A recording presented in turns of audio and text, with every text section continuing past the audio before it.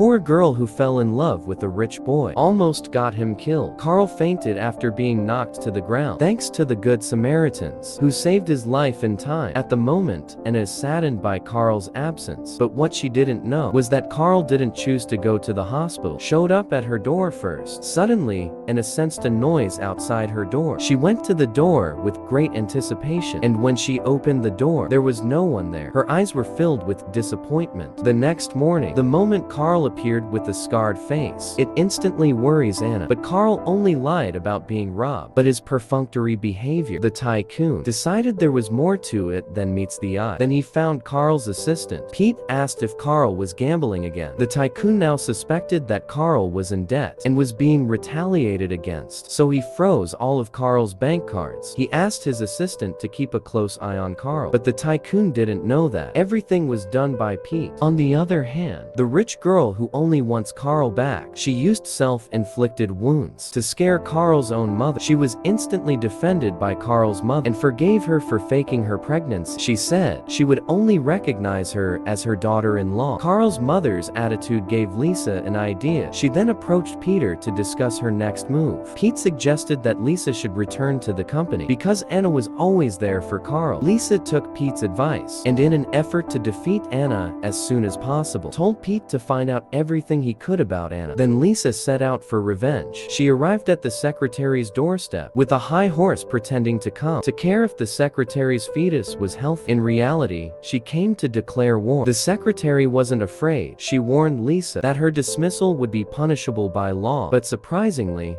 Lisa didn't want to fire her. I wanted to stay with her and torture her. And the secretary's and her husband's ordeal had only just begun. I thought Lisa would leave after the warning, but I never expected her to hide in the secretary's neighborhood. The moment the secretary's husband came home from work, Lisa took off on the gas pedal. Secretary's husband dodged just in time. He was able to escape. Lisa went back to the office and saw the secretary's face. She was furious. She ordered the cleaning crew to scrub the floor. Until the end of the day, the slippery floor caused the pregnant secretary to fall to the ground. She looked at her in pain and moaned. Lisa's mind was overwhelmed with excitement. On the other hand, Peter sneaked into the department of the company. He found Anna's file, only to discover that Anna's last name is identical to a friend of the tycoon's who died. Is this a coincidence? Or is Anna the daughter of the tycoon's best friend, a close friend of Tycoon years ago, because of a bad acquisition by the tycoon, and ended up committing suicide? That gave Pete hope. Anna doesn't know she's being investigated. He's about to take a helicopter ride with Carl on a business trip. This makes Anna nervous and excited at the same time. On the plane,